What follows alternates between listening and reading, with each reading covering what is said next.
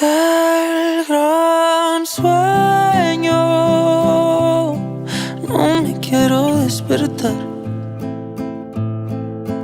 y me falla un poco más mi realidad. Aún los llevo pasando por la yugular y el recuerdo se convierte temporal.